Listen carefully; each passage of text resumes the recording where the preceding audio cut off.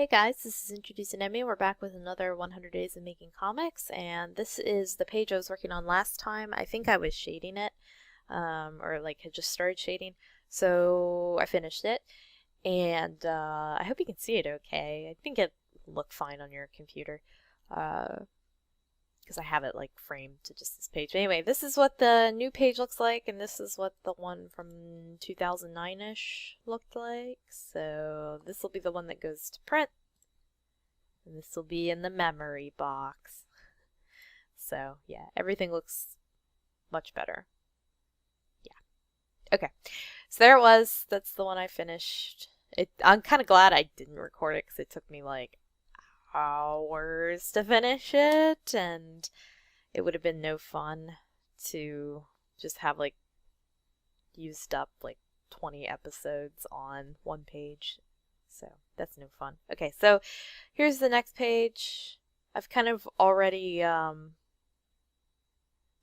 I didn't notice that her reptoid eyes kind of come back in this panel and she's like really mad. Maybe I should show that. I'll have to think about that. So I've already laid this out and redone the text and everything. I'm not using this font anymore because I don't know if I have permission to use it or what the legality. I'm not even sure what that font is anymore. So I just kind of kept it, I don't know, kept it in my school of fonts that I use normally. I might do something with the word disguise to make it more like, rah, you know. But yeah, so this is what I'm working on now. And I'm going to actually turn the text off. Come take a little peeky peek at this.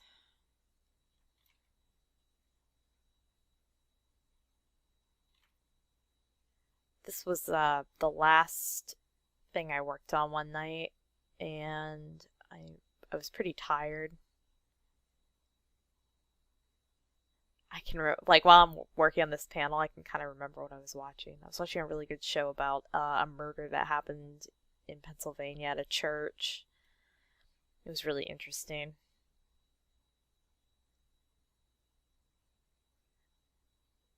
But I still want her face to look like sexy and feminine. She's like my hot character. Like, she's my waifu and I love her so much.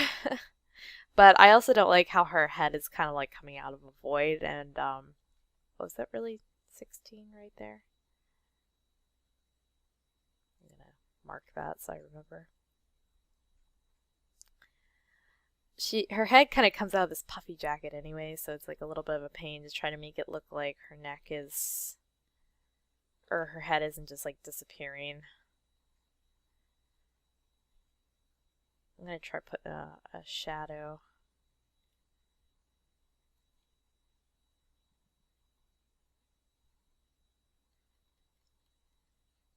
See if that helps.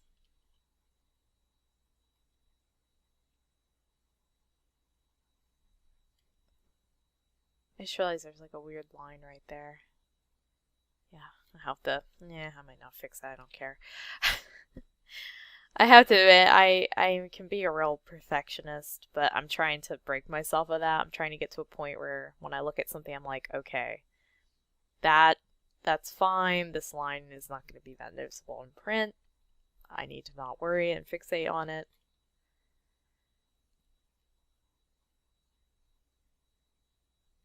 And I think while I'm here, I'm going to color this yellow. See that. So I know to make the whole eye yellow when I go to color it, or else I am gonna forget probably.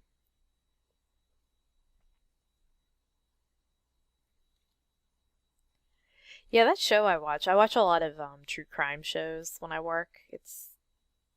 I don't know, I don't fancy myself to be like a couch detective where I'm like, ooh, I'm gonna figure out the whodunit and all that, but I do enjoy a good mystery, a good like little murder mystery. There's kind of a lot of that in Trying Human, like a lot of who, what, where, why kind of stuff going on, and I do enjoy that. I also read a lot of true crime novels and stuff, a la In Cold Blood, but more recent, more what's the word I'm looking for? Current murders and stuff. But anyway, so this, oh, I like that. I'm glad I came back and worked on this. Yeah, that looks better. But yeah, no, this, it happened in Pennsylvania, and I'm actually surprised I never heard of it. But I looked at the date when it happened. I think it happened in late 2007, 2008. I was still in college at that point, and I was sort of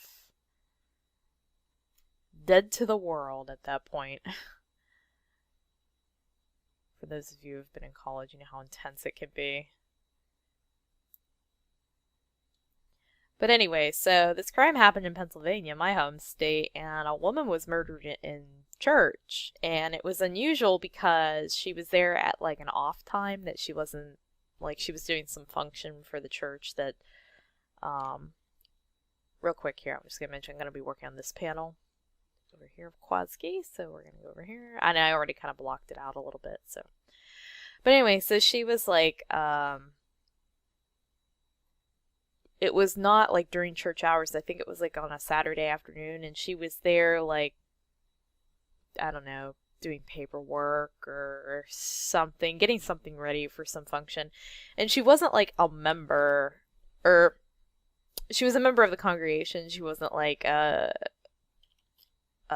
priest or a nun or anything like that. And this was like a little, probably Protestant church, I think. That's a pretty common religion in rural Pennsylvania. But she was there, and she was killed sometime in the mid-morning and was found by staff later in the evening. And nobody had any idea who could have done it, because nobody knew that she was there except the priest and like one other person who worked with the priest or something. And they both had alibis, so they, you know, but it wasn't like a robbery, like nothing was taken so far as they could tell. And it was such a screwy case. It turned out that an older woman, I shouldn't say old, but older woman in the congregation, who was like obsessed with the priest, thought he was romantically involved with this woman who was volunteering that day, and that wasn't the case at all. I mean, he knew her, but he didn't have anything going with her. And even if he did, it's none of this old woman's business. But she was like trying to save him from this Jezebel harlot, I guess. Though this is kind of speculation put together from things she said in police interviews, and they're still not 100% sure why she did it. But she was so like, in her interviews, she was so like, oh, I didn't do it, you know, you're pinning this on me, and da da da da da, even though it was her gun, and they found gunpowder residue and all this other evidence in her car. I mean, and she called the church during the hour that woman was volunteering there, and so she knew the woman was at the church, and it would have only she lived like less than 3 minutes or something from the church, so it wouldn't have taken her long to drive over there, shoot her, and go home again. But it's kind of funny. I was curious, like, what's going on with the case these days, because she was appealing. Of course, they always appeal. No, as is their right. I shouldn't have said it like that. Now I seem heartless. But it's kind of interesting. In more recent interviews, she's kind of admitting that she did it, but she's like, I don't remember doing it, but it seems really clear that I did do it. Like, she doesn't want to come right out and say that she did it, but yeah. It's funny how they even the police even kind of figured out it was her, because they kept asking people at the church, the congregation, like, who would have wanted to hurt this woman, you know? And they, you know, they were all like, nobody. You know, she was a nice lady, and she didn't hurt nobody. And the priest just happened to mention that one person in the congregation kind of obsessively called him every day, like multiple times a day. Like whenever she woke up, she'd call the priest and leave all these voicemails, and she was making all this food for him and stuff. And he mentioned that he was a little spooked by this older woman, and so they went and started interviewing her, and she was a real character, that's for sure.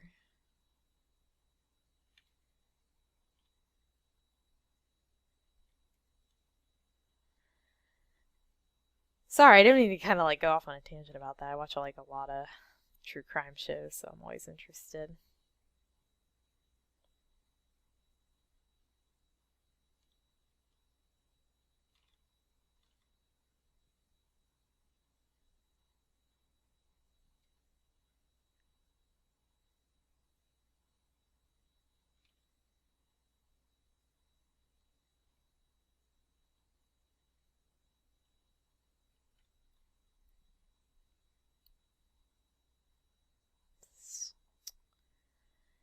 Oh, Kwasky.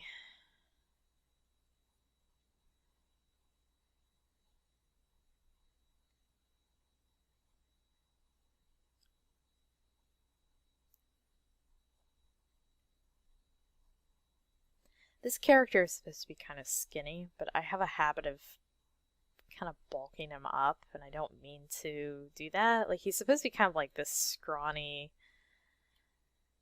gross, smelly loser kind of a character. And I have a habit of, like, kind of drawing him a little thicker than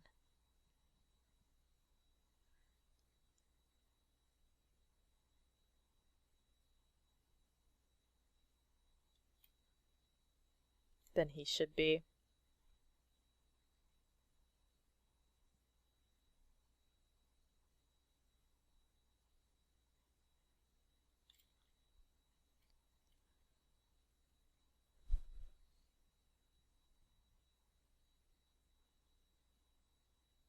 Doesn't help. He's on a corner, like he's kind of shrinking back into the panel a little bit, and it's hard to see his whole body from this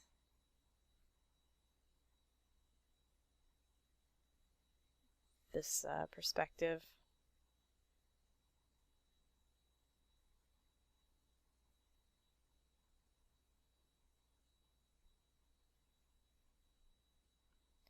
Man, it's kind of refreshing to like go back and redo pages because it gives me a chance to reread the comic, and I frankly don't reread it very often. You know, I once it's out in the ether, I'm pretty much done. I don't go back too much unless I need to like check on something a character said.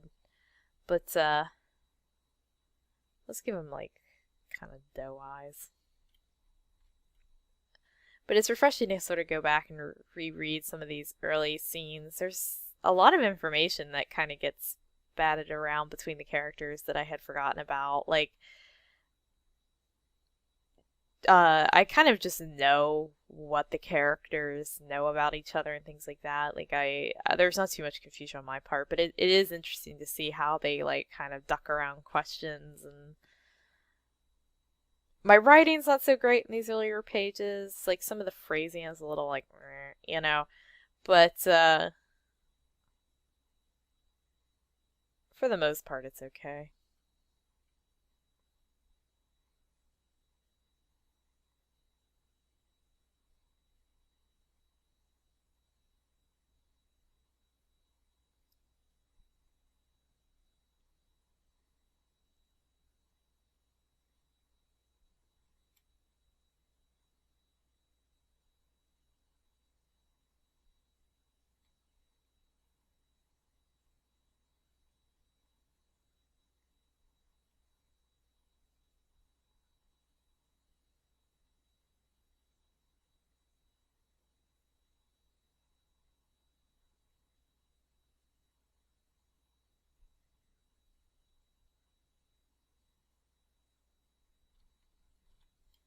I just heard my dog snort.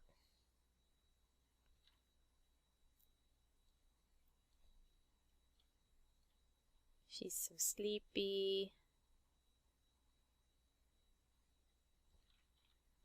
Oh my gosh, I looked at the time. I was like, wait, how long have I been talking? I have a little timer that tells me when I can run screaming from my recording.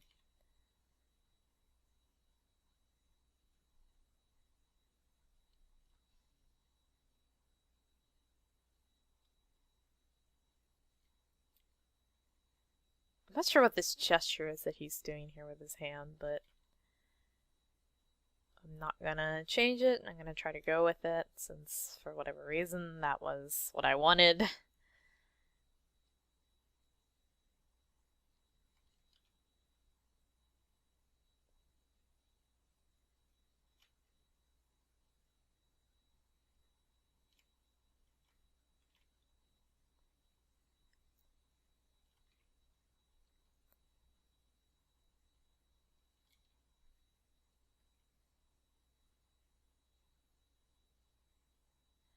Two more pages and I'll be 20% done with volume 2, which I'm quite pleased about.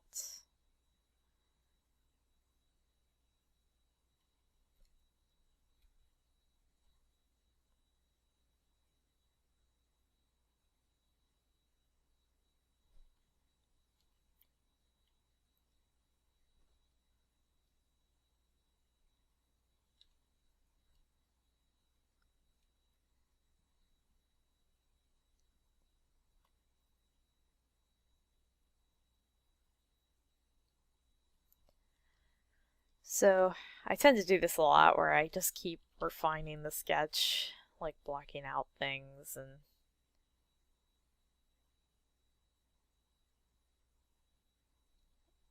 I should probably flip it. Go from this angle for a while.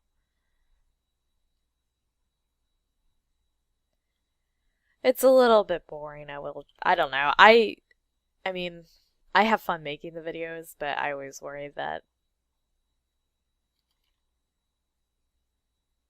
this sort of like detailed process stuff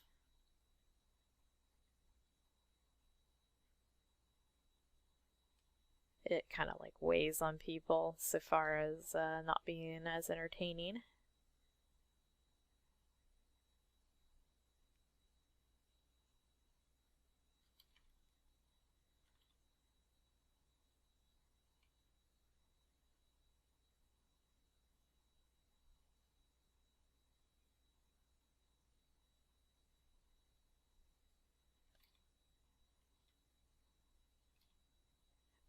So this is always kind of a pain because the top of his eye is technically where his eyelid would be, but it's also what I use for like an eyebrow, so I'm kind of always like fighting this,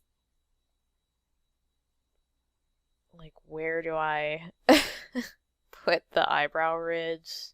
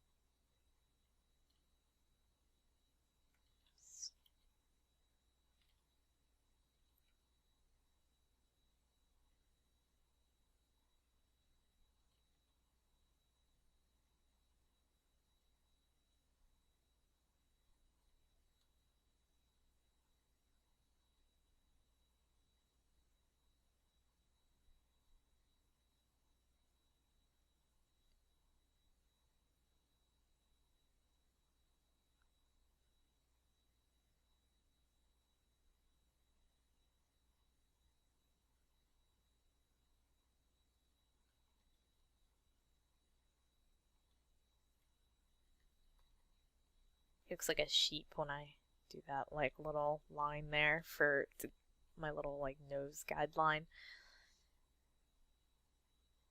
Gosh, this eye looks strange and dopey.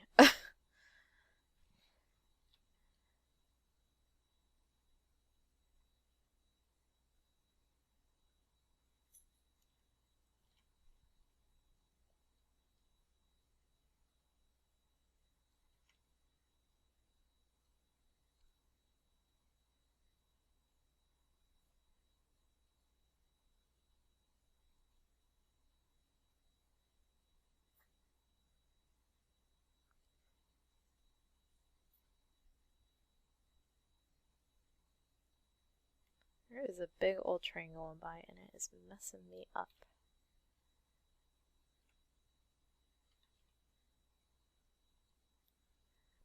Whenever the trains go by, it like wiggles my screen. Makes me dizzy. Stop it, train. Stop it.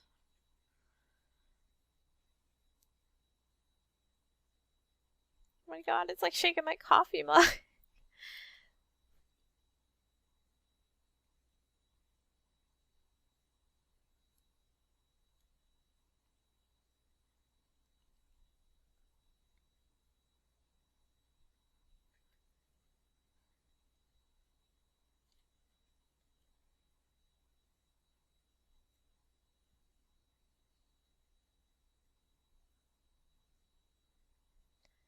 I kind of want to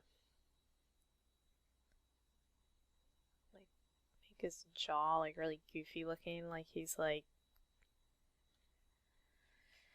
I don't know, like I want it more like quirky or off at a weird angle or something. Where's my warp tool?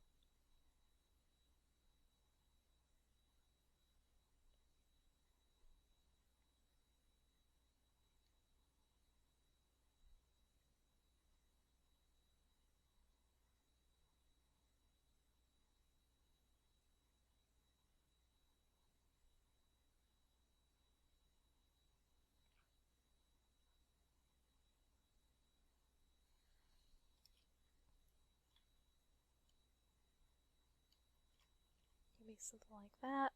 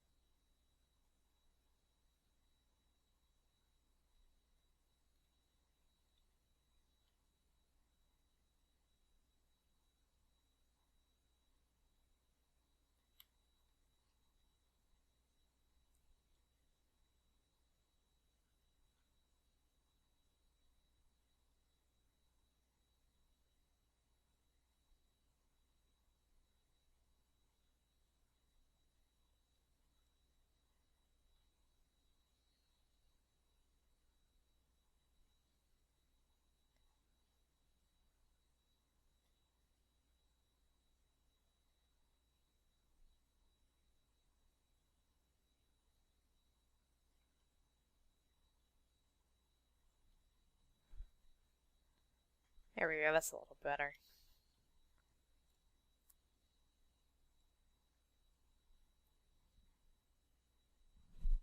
Oh my god, my dog looks dead. She's like, oh, so tired. So hard being a dog.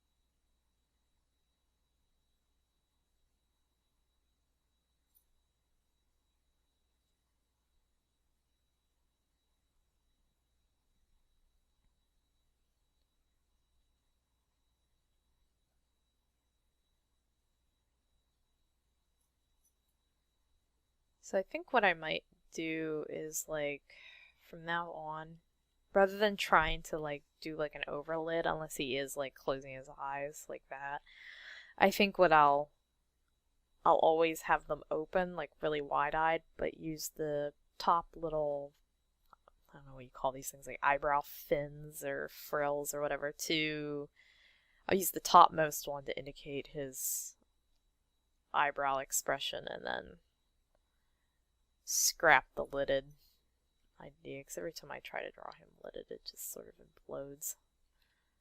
Unless he is, like, purposely, like, squinting or shutting his eyes or something.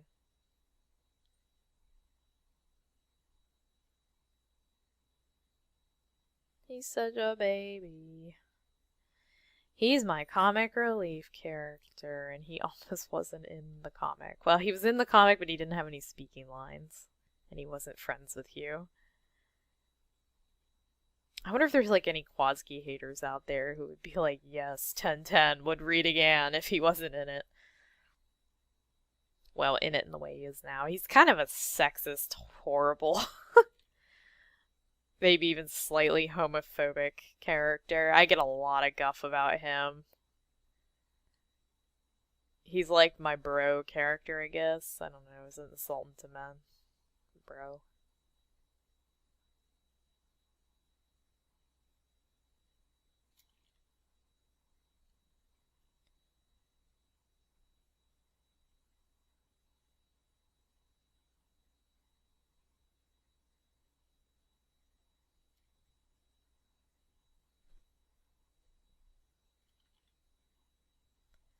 He was based on these, like, boys who lived in a trailer park near where I grew up. Who, like, always kind of had, like, wife beaters and, like, wrestling shirts on. Like, WWF t-shirts and things. I don't know. They always were, like, these kind of scuzzy, and not, like, physically in a sense, but just these, like, kind of mentally, is that a thing? Mentally scuzzy guys who, like, hung around and stuff.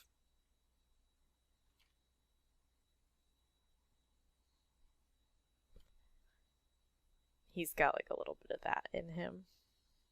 I feel so classist right now.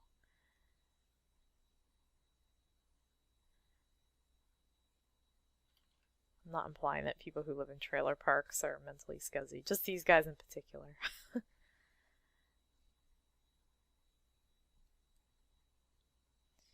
That trailer park's not around anymore. I'm kind of surprised. It, like, had been there for a long time. And, it was called was it 7 Acres or Green Acres? I can't remember now. I think it was Green Acres.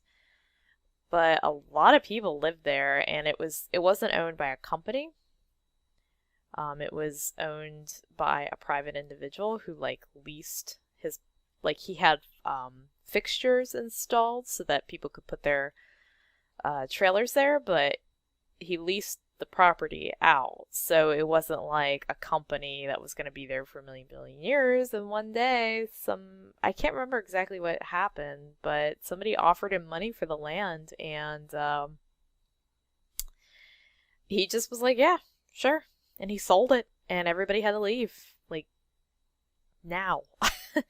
They had to get out fast, and it kind of sucks because, yeah, he sold that land, but the people who have it now have never done anything. I don't even know who he sold it to, like if it was a company or what, but they've never done anything with it. And it sucks that all those people had to leave, and they've got, like, you can see the property from the road. Like, it's right up at the roadside there on 322 back in my hometown there. And you can still see all the fixtures and the concrete paddocks that, where the trailers would have sat. I don't know. It just seemed like you had all these, like, people depending on you. Like, I'm not even sure where they all went, to be honest. That was around the time I left the area, though. I think I had gone to school and or moved to California when that all happened. My mom was telling me about it.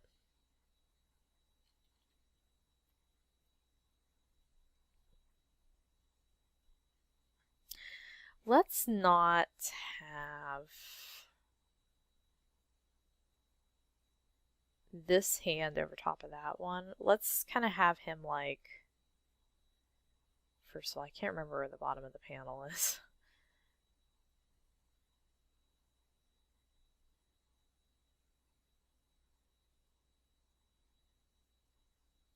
I don't know if you can see that line, but that's where the bottom of the panel is.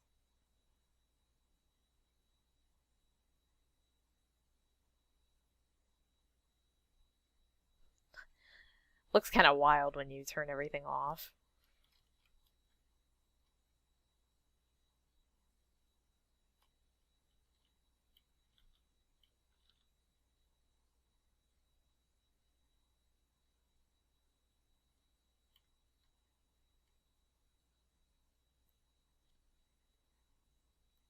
Alright, so now I can see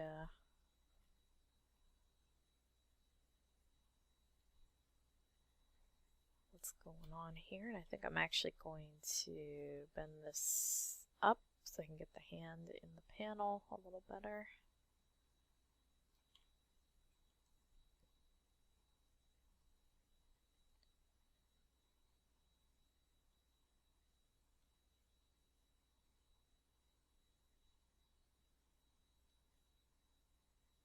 Okay.